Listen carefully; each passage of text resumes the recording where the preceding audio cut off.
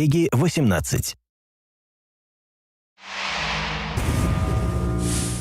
Hi everyone, my name's Alex Hutchinson, creative director on Far Cry 4. I'm Mark Thompson, I'm the narrative director on Far Cry 4. Nice to meet you. Nice to meet you as well, and welcome to Karat, our new fictional location. So in Far Cry 4, you step into the shoes of AJ Gale, who is returning to the country of his birth, initially just to scatter his mother's ashes before he gets caught up in what's essentially a civil war. Karat is a fictional place based somewhere in the Himalayas, inspired by places like Nepal and Bhutan, and a bunch of countries from that part of the world. So looking out there, one of the core things of any open world game, that sort of excitement and mystique and hope of an open world is, what is all that smoke coming from? What temples are out there? What secret locations? So we've peppered the world with different places to find all of them filled with loot and secrets and collectibles and all that good stuff. And of course, the open world of Far Cry is densely populated with a variety of different animals. Beasts. And also that's some kind of yak. I don't even know what that animal was. Yak, I believe. Is it yak? With next-gen fur. Next-gen fur, that's true. Individually modeled hairs. So you see here with the eagle, you won't see it in this demo, but you can be attacked from above for the first time in a Far Cry game. So we've tried really to play with verticality, to have threats above and below you. And obviously you can still get involved in the ecosystem of the animals and hunt, and you can throw bait now. Yes, to attract animals. And stuff like the eagle stealing the morale of the goat. Like, it isn't scripted, that's just what happens at the intersection of those two different AI systems talking to each other. The goal being that every player tells themselves a different story, that they get different surprises, that they have a different story to tell their buddies when they come to work the next day or go back to school or whatever. So there are a bunch of new tools in Far Cry 4, one of which you'll see here is the grapple. We wanted to make something that allowed you to clamber over those annoying cliffs you sometimes came across in Far Cry 3, and something that would also lean into the much more vertical, much more mountainous regions we were building in this game. And that was a pretty simple example, but the level designers get pretty crafty with the setup. We have these areas we're calling adventure zones in the new game, which will take you to places like temples, which you can see from afar, and force you to use the grapple in sort of really interesting and different ways.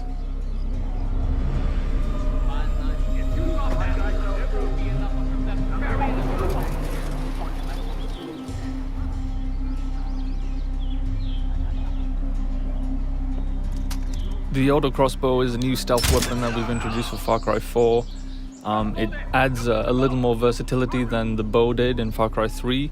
Obviously it sacrifices the long range for rapid fire, but it's still a super useful stealth weapon.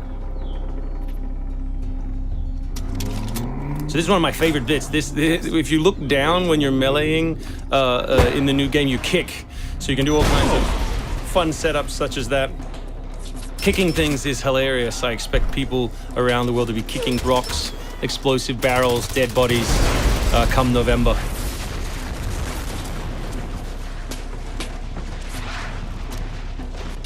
Our goal really was just to provide as many tools as possible, whether they're vehicles or animals or weapons or goofy stuff, and let people fit them together any way they want. Yeah, and we've snuck a few features in that fans of Far Cry 3 I think are going to be surprised by. Drive and shoot. Yes.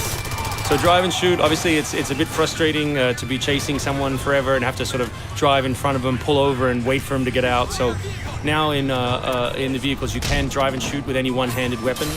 And you can also do driving takedowns from any vehicle, which I really like. So this idea of leaping from your vehicle into another vehicle, do horrible things to them, boot them out the side, and then continue on your merry way. You can now deliver death without even leaving your seat.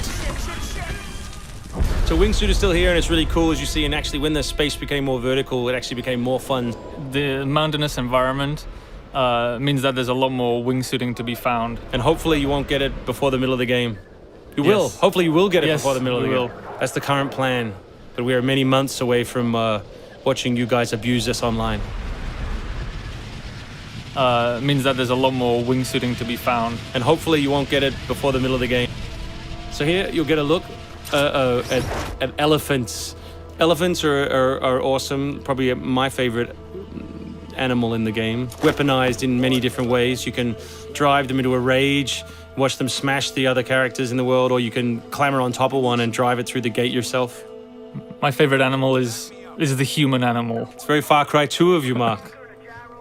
Oh, it's the shark of darkness. So co-op is a massive part of the new game. It's one of our big ways of opening up the open world and letting you play any way you want. So basically, when you ask your buddy to join, all the solo missions turn off, and you're left with all of the open world toy, the outposts, the fortresses, the towers, all the quests to play any way you want.